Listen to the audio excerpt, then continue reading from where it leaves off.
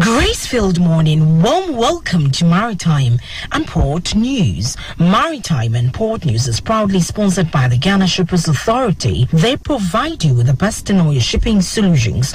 Contact the Mother Shippers House in Accra and supported by Amen Scientific and Alternative Medical Hospital. Amen, God is our healer. I am Nanesi Boateng. You can also watch Maritime and Port News live on YouTube on Omanfm and also listen to Maritime and Port News on FM in Kumasi. Now let's move straight to our stories. The National Petroleum Authority (NPA) has announced that the Ministry of Finance has instructed them to implement the directives on the zeroing of price stabilization and recovery (PSR) levies on fuel pricing at the next pricing window.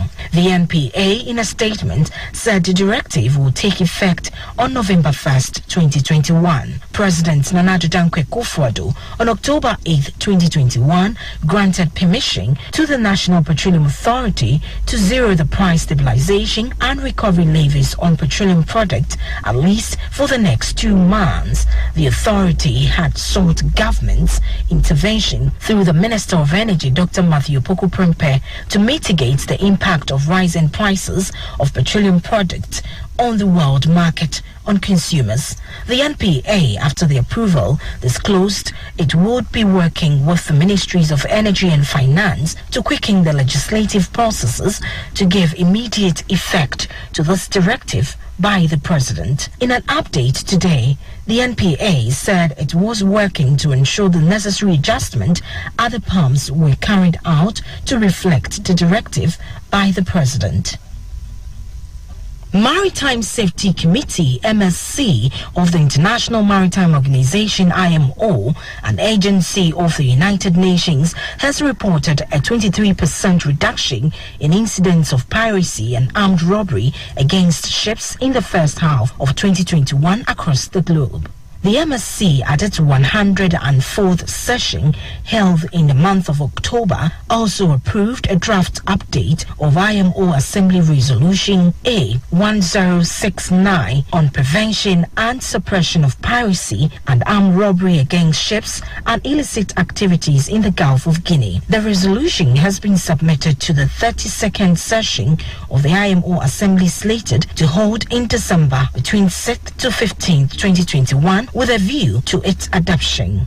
Details of the committee report show that a total of 83 incidents of piracy and armed robbery against ships were reported in the first 6 months of 2021, which indicates a decrease of approximately 23% at the global level compared to the same period last year. The areas most affected by acts of piracy and armed robbery during period under review were West Africa, that's the Gulf of Guinea, which accounted for 27 out of the 83 incidents. The Straits of Malacca and Singapore accounted for 23 incidents, while the South China Sea was responsible for 12 incidents.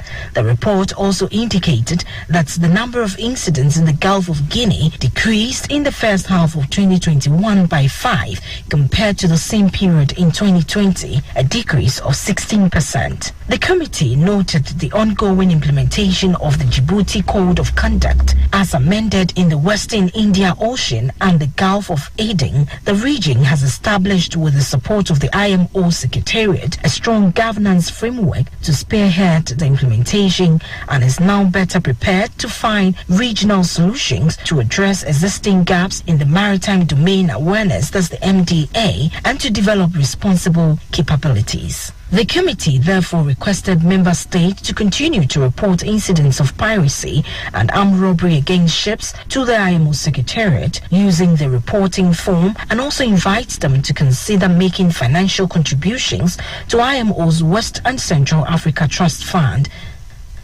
The Tianjin Zhenyan Ship Heavy Industry, one of China's intermediate shipbuilder, stated that it will cease operations by the end of October 2021. The company's dissolution comes despite a recent surge in shipbuilding orders and China's overall dominance in the sector. According to Shanghai International Maritime Information Research Center, the shipyard is closing for the second time in its existence owing to financial difficulties. They stated that the decision to discontinue operations was made due to inadequate profit from shipyard activities in the past. The shipyard stated that it has released its employees' labor contract and will cease all operations and manufacturing by the end of the month. Reports indicate that the shipyard, which has been in business since 1940, was previously restructured around 20 years ago. It's declared bankruptcy in 2000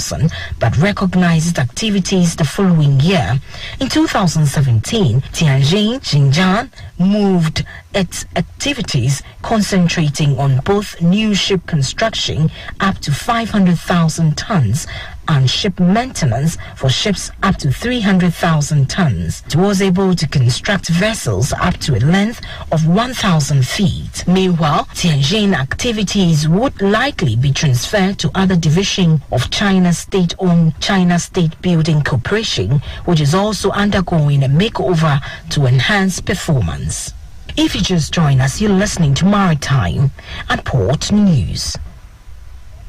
The chief executive officer of one of the world's largest shipping companies, Ocean Network Express, is calling for governments to step in and take action to fix the global supply chain crisis and prevent delays and shortages from rolling on beyond the end of next year. In an interview, the CEO of freight company Ocean Network Express said that local governments need to increase spending on critical parts of the supply chain, including ports, railways, warehouses, and roads, to increase capacity and cope with ongoing demand. Ocean Network Express has a fleet of 220 ships and transports more than 6% of the world's containerized freight, according to the Financial Times. The global supply chain network is on its knees after a fall in shipping demand during the early days of the pandemic in 2020.